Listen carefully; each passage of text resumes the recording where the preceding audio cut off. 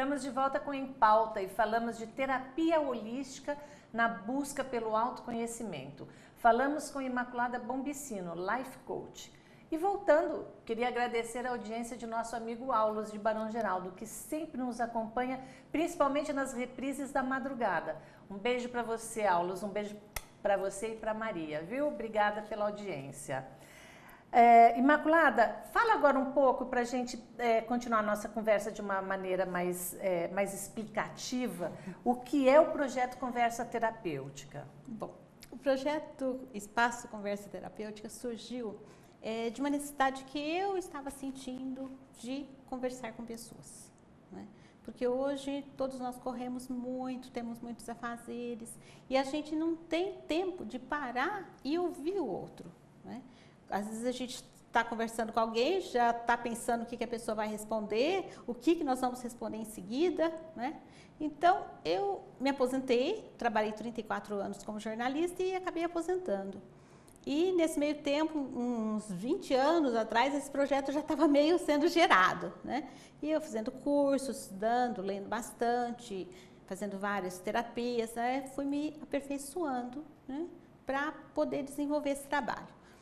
E o Espaço Conversa Terapêutica surgiu dessa necessidade mesmo e com alguns pilares que eu creio que são assim o sustentáculo mesmo do processo. Que o que é? É ouvir a pessoa na essência, que é ouvir realmente o que ela está falando, né? E esse ouvir é um ouvir e é pessoalmente. Por quê? Porque você fala, mas você fala com os olhos, você fala com o corpo, né? Você fala de diversas maneiras, não é só o que está saindo da boca, né? Uhum. Aí, outro pilar também é a questão do não julgamento. Porque as pessoas estão cansadas de serem analisadas, avaliadas, julgadas, condenadas, né? Então, é um ouvir imparcial. Aquilo é da pessoa, né? Ela fez o melhor que era possível naquele momento, né? Agora, o que nós podemos rever, o que a gente pode mudar, o que a gente pode fazer para caminhar melhor? Você estava falando, né, sobre essa coisa do saber ouvir e de fazer várias coisas ao mesmo tempo. Eu, ouvindo você explicar, já estava me colocando nas minhas situações, nas minhas próprias situações, né? Que a principal, a pior delas, e que eu acho que é a de várias pessoas que estão nos assistindo, é aquela que você, em qualquer lugar, seja em casa ou num barzinho, no clube, você está conversando, a pessoa está respondendo, mas ao mesmo tempo você está recebendo alguma mensagem no celular, você está preocupado em responder, mas preocupado em ouvir o que o outro está falando, e com o outro ouvido você escuta a resposta do terceiro, enfim, a gente acaba se perdendo nesse emaranhado de falta de tempo, né? Então, nesse gancho eu queria te perguntar quais os tipos de transtornos em relação a tempo, né? Quais são os principais que você trabalha? Eu tenho uma pergunta da internauta Lígia Testa. Ela coloca que o grande segredo talvez seria diferenciar o importante do urgente, é isso? Ou, antes de mais nada, saber administrar o tempo? Aonde a gente coloca essas urgências no mundo contemporâneo? Eu creio que o mais importante é você se permitir um tempo para se olhar. Quando você para, que seja 5 minutos, 10, meia hora, 1 hora, o nosso trabalho demora 1 hora por semana, dura 1 hora por semana. Você já começa a perceber várias coisas, né? E por si só, você já começa a conseguir distinguir o que é o importante, o que é urgente, o que é o prioritário, o que tem que ser para ontem, né? Então, é esse olhar para si que vai nortear onde você está excedendo, onde está faltando. Acho que, na verdade, desculpa te interromper, na verdade, a gente sabe, a gente só precisa respeitar, né? Exatamente. Esse conhecimento e saber ouvir, né? Essas vozes, gente, né? Saber ouvir a voz interna. Espera. Ouvir a intuição, né? Porque hoje pouca gente para ouvir a intuição, né? A gente tem resposta para tudo dentro da gente.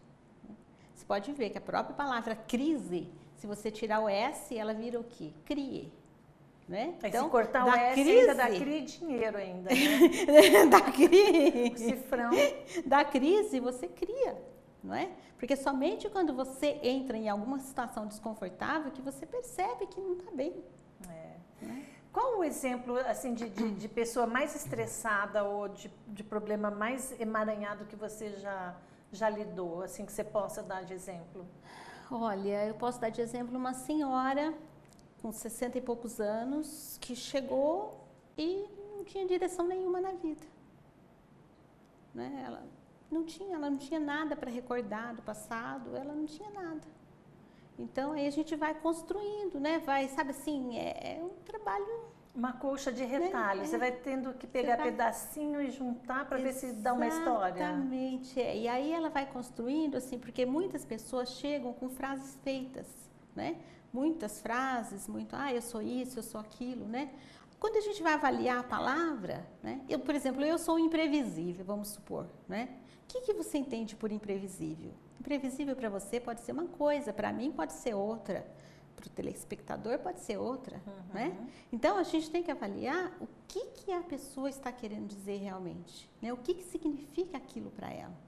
E assim a gente vai tecendo, né? Não é um trabalho dolorido, né? O objetivo não é esse, o objetivo, muito pelo contrário, é o acolhimento, né?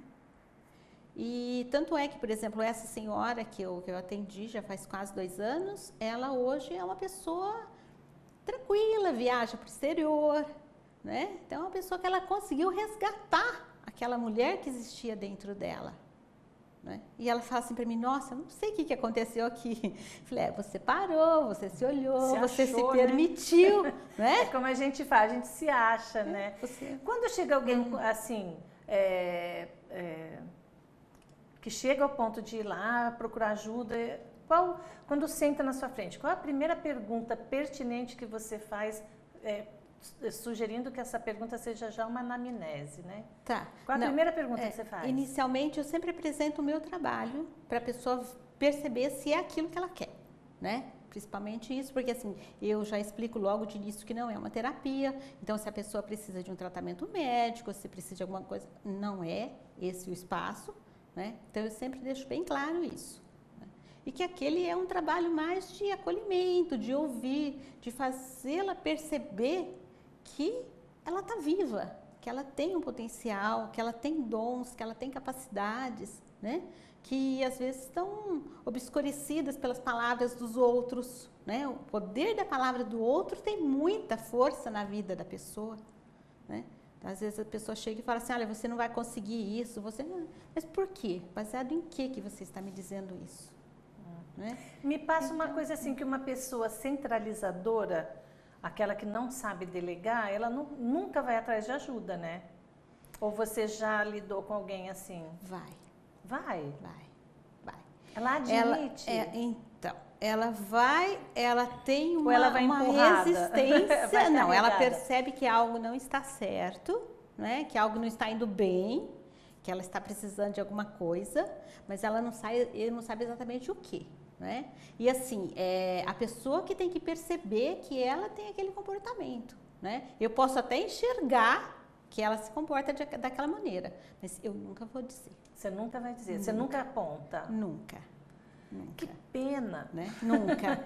Às vezes as pessoas têm que ouvir, né? Então, mas não ouvir de si mesma, mas às vezes ouvindo, né, de fora, aquilo ajuda a ter uma autocrítica, talvez. Então, mas né? aí, o que a gente acaba fazendo? Porque o centralizador não tem autocrítica. Então, mas aí a gente acaba fazendo o quê? A gente acaba colocando a pessoa dentro de uma forminha, né? Então, por exemplo, eu atendo muita gente que chega lá e fala assim, olha, eu tenho transtorno disso, disso, disso. Também não pode rotular, né? Exatamente, né? Eu tenho transtorno disso, disso, tenho isso, né? Tá, tudo bem, você tem um diagnóstico médico, é por isso que você tem... Mas, às vezes, a pessoa não tem, a pessoa acha que ela tem. Às vezes, ela não tem prova mesmo, não tem nada. Né? Alguém falou para ela, um chefe chegou e a qualificou daquela maneira. Né? E aí, a partir do momento, a pessoa começa como se fosse murchar. Né? Ela fala assim, sabe, eu não sirvo para nada, eu sou uma pessoa imatura, eu sou... Né? Judiação. Então, e parece que o oposto disso é aquela pessoa com resiliência, né? A pessoa resiliente, ela é um dom, ela nasce assim, ela aprende, a vida ensina, a gente consegue ensinar. A resiliência é uma coisa benéfica nos dias de hoje? Então, como você enxerga? Eu digo que na minha percepção, a resiliência é um dom da pessoa, né?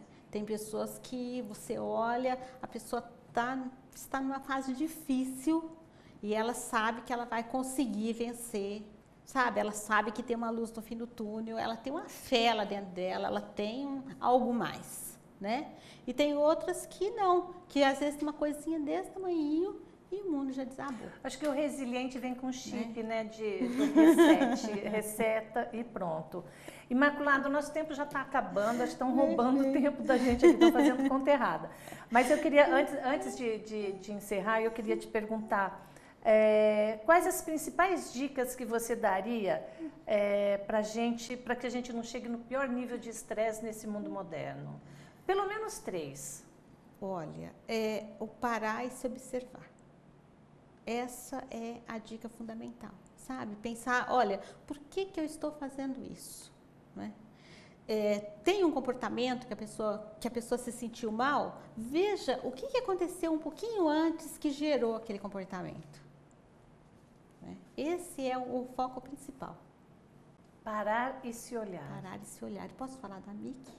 Pode, claro. Tá, e só gostaria de falar que eu tenho uma parceria com a Mickey, que são os amigos da criança. Eles alimentam mais de 1000 crianças todos os dias, nos bairros do Osiel, Monte Cristo, Village e acho que Campo Belo.